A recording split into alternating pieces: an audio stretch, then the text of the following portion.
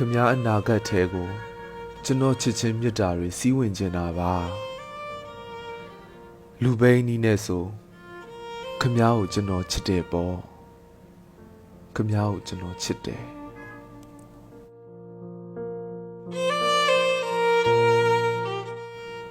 Khmya o chano chite Daga winla ba so chin myo le maဟုတ်ပါဘူးခက်လန်းလန်းကငေးကြည့်ရတာလဲအဆင်ပြေတယ်ကျွန်တော်တရားတွေခမားမြင်ဖို့မလိုပါဘူးခမားတရားတွေပဲကိုကြောင့်တတ်တာစီချင်တာမျိုးတန်လျက်ကိုရေထင်ခြင်းမျိုးပဲဖြစ်ပေါ့ခဏလေးခမားစိတ်ချမ်းသာရင်ဖြက်ခနဲပေါ့ပါပြုံးမိသွားရင်ခမားမသိတဲ့ခမားအရေးလေးဖြစ်ရတာတန်ပါတယ်ဖြစ်နိုင်ခဲ့ရင်ပေါ့ချစ်ချင်းမေတ္တာဆိုတာခမားမသိသေးတဲ့အခြားကဘာတစ်ခုဖြစ်ကြောင်းပြောပြမယ်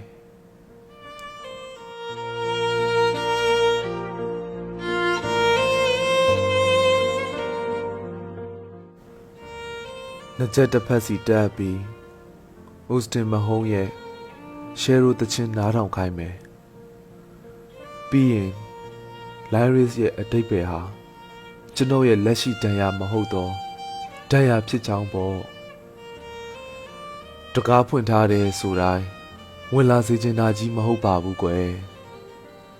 ခမားမမြင်ခဲ့တော့စိတ်ရဲ့ပတင်းပေါက်တွေဟာခမားရဲ့လက်တကမ်းမှာရှိကြောင်းသိစေချင်တာချစ်ချင်းမြတ်တာဟာ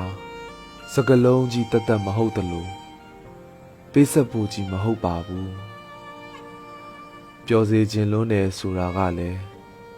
အတ္တရဲ့အညွန့်အဖူးလေးပါပဲ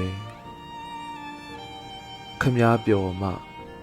ကျွန်တော်ပျော်ရမှာမလား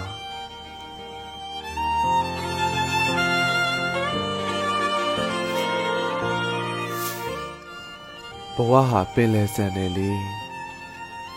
လေပြေတွေကြီးဘယ်လာမလဲမုန်တိုင်းတွေလည်းအလဲလာတတ်တယ်ဒါပေမဲ့ကျွန်တော်ချစ်တယ်ဆိုတာကလည်းမိုးကုတ်ဆက်ဝိုင်းကြီးစီငေးရတယ်လို့ပါပဲမရှိမှန်းလဲသိတယ်ရှိတယ်လို့တော့အမြဲထင်နေရတာပဲလေခမားကိုကျွန်တော်ချစ်တယ်ပြီးတော့ခမားကိုကျွန်တော်လှမ်းငေးတယ်ပြီးတော့ခမားကိုကျွန်တော်ချစ်တယ်ဒီလိုပါပဲခမားကိုလှမ်းငေးရတာကိုလည်းချစ်တတ်ခဲ့တယ်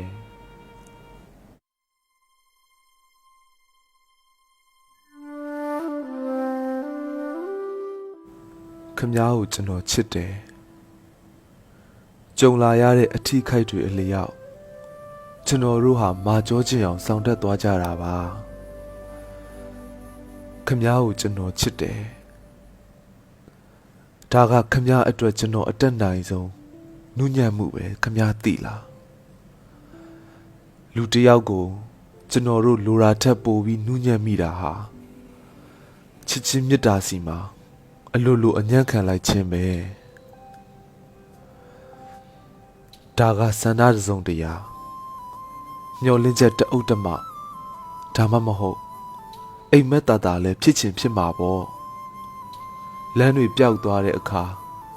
ကျွန်တော်ရင်ဘတ်ထဲကိုအလဲလာပါကျွန်တော်ယူရမှုနဲ့အမျက်တနိုးဖန်တီးလေတော့ကဘာသစ်ပေါ်ခြေချပါဒါဟာခမားပိုင်တဲ့ကဘာကျွန်တော်ဟာခမားအုပ်စိုးတဲ့နိုင်ငံတော်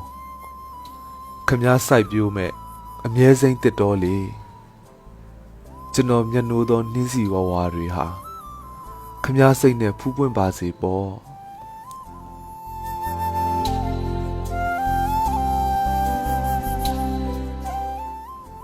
နေဝင်ချိန်တွေဟာလှပါတယ်ပြီးတော့ကြည်ကွဲစရာပါပဲခဏနေပျောက်ရှသွားမဲ့အငွေ့အသက်လေးကိုမမတ်မောထွေးပွေ့ချင်တာမျိုးအဲ့ဒီစိတ်နဲ့ခမားရဲ့ပျော်ရွှင်မှုတွေကိုကျွန်တော်ပြောပါတယ်တန်တရားကရှိပါတယ်သို့တော့လူဘဝကခဏလေးပါကျွန်တော်ကဘာလေးသို့မဟုတ် အဲ့ဒီမျက်တောင်ရှည်လေးတွေကိုငေးမောရရင်ကုံဆုံးခြင်းနဲ့တောင်းပန်ပါလေခမည်းအပေါ်လိုရာထက်စိတ်လိုလက်ရနှူးညံ့ပြစ်မိလို့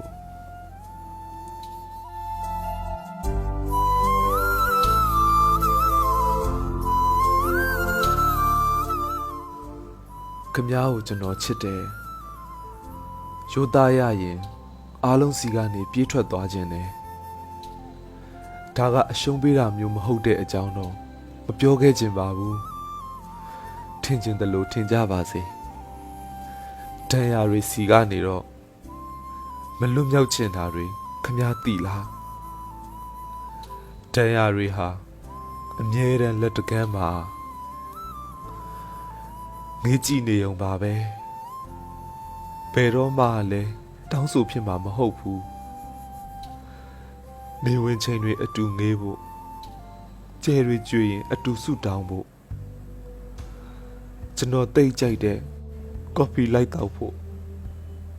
တကယ်ကရည်စရာပါပဲ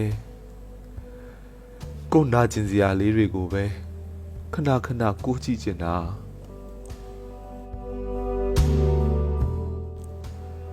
အစင်မပြေဘူးလို့ပြောရင်လေကျွန်တော်ညားတယ်ဖြစ်အောင်ပါချစ်ချင်းမြတ်တာဆိုတာငေးကြည့်နေုံနဲ့လေတခါတခါပြည့်စုံသွားတတ်တဲ့အကြောင်းဝန်ခံရရင်တော့ခမည်းဘာတွေကြိုက်တတ်တယ်လဲကျွန်တော်မသိချင်တော့ဘူးကျွန်တော်ချစ်တယ်ဆိုတာခမည်းကိုတည်းမကဘူးခမည်းရဲ့ဖြစ်တည်မှုကိုပါချစ်တတ်သွားခဲ့တာအဲ့ဒီလိုပါပဲချစ်ချင်းမြတ်တာဆိုတာငေးကြည့်ဖို့တတ်ပဲကျွန်တော်အတွက်ဖြစ်တည်ခဲ့တာလွန်ပါစေတော့ຫນွေဦးရက်တွေကုန်ပါစေတော့ဖြစ်ပျက်တရားတွေထဲမှာကျွန်တော်ကနေသားတကျရှိခဲ့ပြီးသားခမည်းကစားလို့ဘာကိုမှမပိုင်ဆိုင်လို့တော့တကယ်ကခမည်းစီမှာအရှုံးပေးခဲ့တာမဟုတ်ဘူးချစ်ချင်းမြတ်တာရှေ့မှောက်ဒူးထောက်လိုက်တာ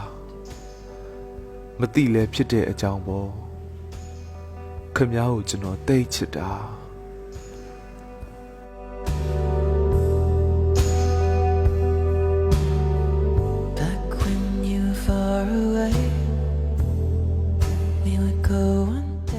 ခမည်းကိုကျွန်တော်ချစ်တယ်ခမည်းကိုကျွန်တော်ချစ်တယ်ဆိုတာဒီလိုပါခမည်းချစ်သူဖြစ်ချင်တယ်လို့ပြောခြင်းမဟုတ်ပါဘူးချစ်တယ်ဆိုတာချစ်သူဖြစ်ချင်တာထက်အများကြီးပိုကြောင်းပေါ့လူတိုင်းမှာအိမ်မက်ကိုစီချီးရတယ်တဲ့ကျွန်တော်အိမ်မက်တိုင်းကတော့ခမည်းဖြစ်တယ်ကျွန်တော်သွားခြင်းတဲ့ခရီးဟာခမည်းဖြစ်တယ်ကျွန်တော်မနှက်ဖြန်တိုင်းကလည်းခမည်းပဲစန္ဒတွေသာမျိုးသိမ်းစရာမဟုတ်ဘူးဆိုရင်ခမည်းမျက်ရည်ဟာကျွန်တော်လက်ဖမိုးနဲ့တုံမှ6သွေးစေချင်တာဆူတောင်းတိုင်းသာပြည့်ရရင်တော့ခမည်းငိုတာမမြင်ချင်ဘူး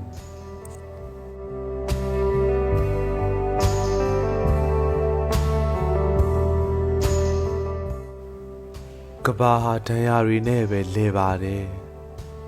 အတိတ်မှာဒဏ်ရာတွေရှိတယ်ဆိုရင်တော့ခမည်းကအတိတ်ကိုပြန်မသွားတတ်ပဲကျွန်တော်မျက်နှိုးမှုနဲ့ပြစ်စုံပံမှာပျော်ရွှင်စွာမျက်စိလည်နေတဲ့သူဖြစ်စေပြီးရင်တော့ကျွန်တော်လက်ဘဝတွေကိုစုပ်ကိုင်းပြီးမနှက်ဖြန်နေစီခရီးထွက်ပါစက္ကန့်မိနစ်တိုင်းမှာအပြုံးတွေနဲ့လက်ပတ်တဲ့ကျွန်တော်တန်တရားကတော့ခမည်းစိတ်နဲ့ပဲလဲပါတယ်တေချာဖို့မလိုပါဘူးယုံကြည်ဖို့ပဲလိုတာရှေ့ဆက်ဖို့အားအင်လိုအပ်တိုင်းကျွန်တော်မျက်ဝန်းတွေကိုပွေ့ဖက်ပါဘာဖြစ်လဲရီအတူငိုမကွာပေါ့အခက်ခဲတွေအတွက်ကြောချင်းကပ်မယ်ကြည်နူးရရင်လဲရင်ချင်းအပ်ဖို့မတွေ့ဝေကြီးခမည်းကိုကျွန်တော်ချစ်တယ်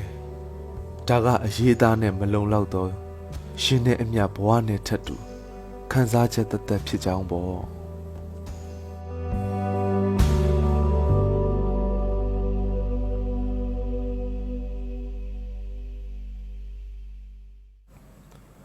များကိုကျွန်တော်ချစ်တယ်ကျွန်တော်ဟာခမည်းအတွက်တစ်ခါမှနားမထောင်ဘူးသေးသောတခြင်းတစ်ပုဒ်ဖြစ်တယ်တေချာမဖက်ရသေးသောစာမျက်နှာလေးတစ်ခုဒါမှမဟုတ်စာအုပ်လေးတစ်အုပ်ပေါ့ကွယ်ဖွင့်ကြည့်လိုက်ပါမနှက်ဖြန်ဟာဘာတွေကိုပဲထုတ်ပိုးလာပါစေခမည်းကျွန်တော်လက်ကိုဖမ်းဆုပ်လိုက်ပျော်ရွှင်ခြင်းဟာခမည်းနှိုက်တိုင်းပေါက်တဲ့ lucky draw လေးဖြစ်တယ်ကျွန်တော်ဟာရင်ဘက်ကိုဖိတိုင်း I love you လို့អော်တဲ့ဝုန်းဝုံရုပ်လေးပေါ့ဒါပေမဲ့ခမည်းလက်နဲ့ဖိမှာ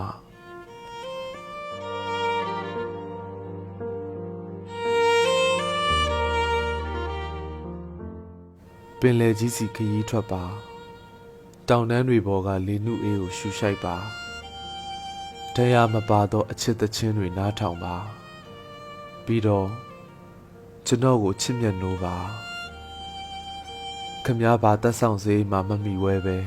အသက်ရှင်မဲ့အကြောင်းတရားပေါ့ကျွန်တော်အသက်ရှင်ရခြင်းရဲ့အကြောင်းတရားကတော့ခမည်းပါပြီးတော့ခမည်းနောက်ပြီးတော့လဲခမည်းပဲပေါ့ကျွန်တော်မျက်ဝန်းထဲကခမည်းကိုခမည်းပြန်ရှာတွေ့နိုင်ပါတယ်ခမည်းကိုခမည်းကြားပြောက်သွားတယ်လို့ခံစားရတဲ့အခါကျွန်တော်ဝဲဘက်ရင်အောင်မှာလာရှာပါအဖြူရောင်တွေကိုယုံကြည်ပါတဘာဝတရားကိုမျက်နှိုးပါထို့အတူကျွန်တော်ကိုလည်းဗုဒ္ဓကပြောတယ်အကြောင်းရှိလို့အကျိုးဖြစ်တယ်အကြောင်းမရှိတော့အကျိုးတရားတစ်ခုကိုရှာပါပြီးရင်ကျွန်တော်မျက်ဝန်းတွေကိုစိုက်ကြည့်ပါ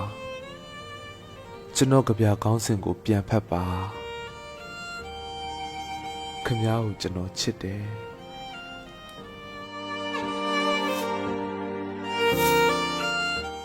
ခမည်းကိုကျွန်တော်ချစ်တယ်ဒါကကိုယ်တန်ရာကိုပျော်ပျော်ရွှင်ရွှင်မွေးမြူရခြင်းနဲ့တူပါတယ်ဖြစ်နိုင်ရင်ခမည်းဘာတွေချစ်တတ်တယ်လဲဒီထက်ပိုသိချင်ပါတယ်ကျွန်တော်ရင်ခွင်နဲ့ဘယ်တော့မှခုံစင်းဝင်လာမယ်လာမင်းဟာခမည်းဖြစ်တယ်ငေးကြည့်ရယုံလေးနဲ့လဲချစ်တတ်ပါရဲ့ဘယ်တော့မှပြန်မချစ်ရင်နေပါကျေးဇူးပြုပြီးကျိုးရှိရှိနဲ့လှန်ထားပေးပါဒီချီတိုင်းမှာဒီမျက်နှာလေးငေးပြီးဒီတန်တရားရှည်ကြီးတဲ့ပျော်မွေ့ပါမယ်ထားပါအချစ်ကဒုက္ခသစ္စာပဲဖြစ်တယ်လို့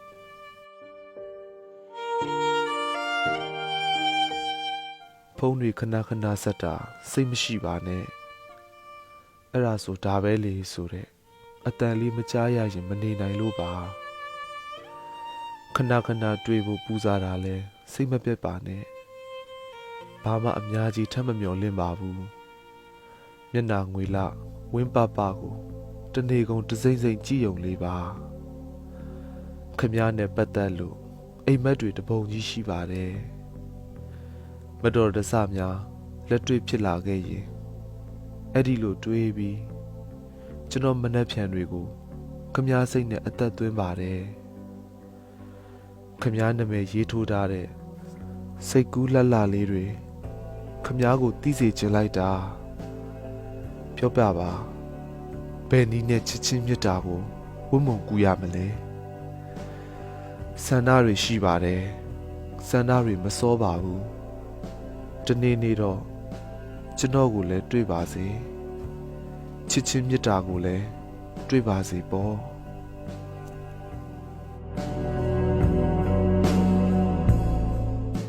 ခမည်းကိုကျွန်တော်ချစ်တယ်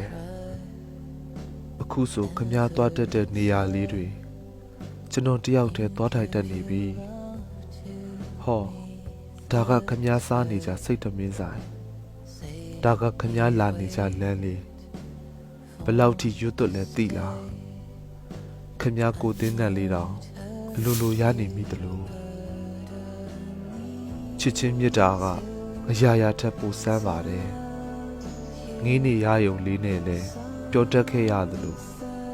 မြင်နေခွင့်လေးနဲ့လဲရောင်ရဲတက်ခဲ့ရတာပေါ့